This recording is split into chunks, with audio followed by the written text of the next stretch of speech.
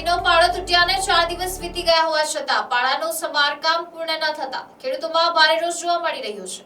ખેડૂતોના જણાવ્યા મુજબ આશરે 25 ફૂટ જેટલા તૂટેલા પાળાને બંધ કરવાની કામગીરી છેલ્લા 4 દિવસથી ચાલી રહી છે, પરંતુ હજી સુધી પાળો સંપૂર્ણપણે બંધ કરવામાં આવ્યો નથી.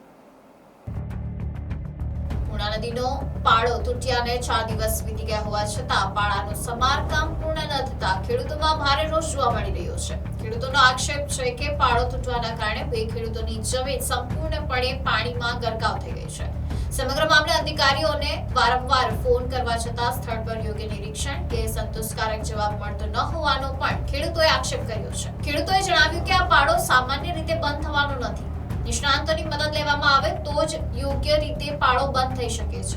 જો તાત્કાલિક કાર્યવાહી નહીં થાય તો હજુ અનેક ખેડૂતોની જમીનને નુકસાન થઈ શકે છે.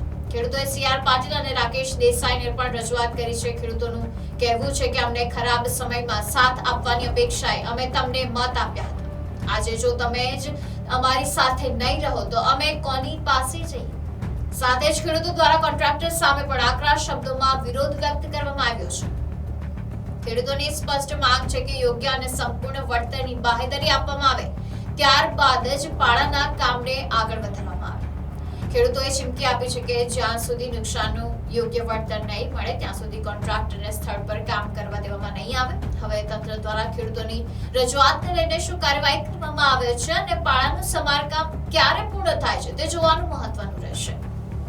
સમસ્યા આજે તમે જોયે છે, છેલ્લા 4 દિવસથી નદીનો પાળો તૂટ્યો છે અને છેલ્લા 4 દિવસથી એ નદીના પાળાને પુરાણ કરવાનું, થોડો આમ તો 25 ફૂટનો પાળાને બંધ કરવાનું કામ ચાલે છે, પણ છેલ્લા 4 દિવસથી પૂરો નથી થતો.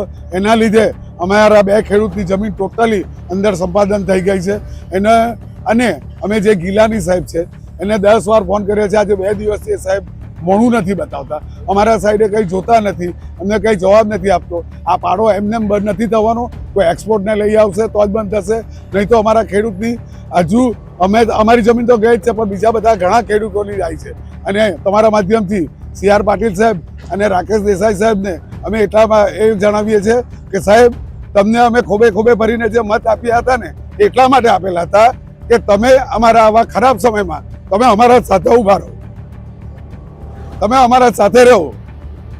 આજે તમે જ અમારા સાથે નથી તો અમારે કોના પાસે જવાનું, અમારે શું કરવાનું? અને તમારા માધ્યમથી કોન્ટ્રાક્ટરને તો ચોખ્ખી વોર્નિંગ છે ને ખુલ્લી ધમકી સમજવું હોય તો ધમકી સમજજો. અમે તો બધું ગુમાવી દીધેલું છે, પણ તું બધું ગુમાવવા તૈયાર રહે છે. જ્યાં સુધી અમને યોગ્ય વળતર નહીં મળશે ત્યાં સુધી એ કોન્ટ્રાક્ટરને અહીંયા એક પણ ખીલી બી નહીં ટોકવાની. અમને પૂરેપૂરું વળતર આપો, કે બાહેધરી આપો પૂરેપૂરી. પહેલાં અમને વળતર આપશો પછી જ આ કામ ચાલુ થશે, નહીં તો કોન્ટ્રાક્ટરને કહે છે તું તો આવતો જ નહીં. અમે તો બધું ગુમાવી દીધેલું છે, હવે તારે ગુમાવવાનું છે. Report NDC news, Navsari.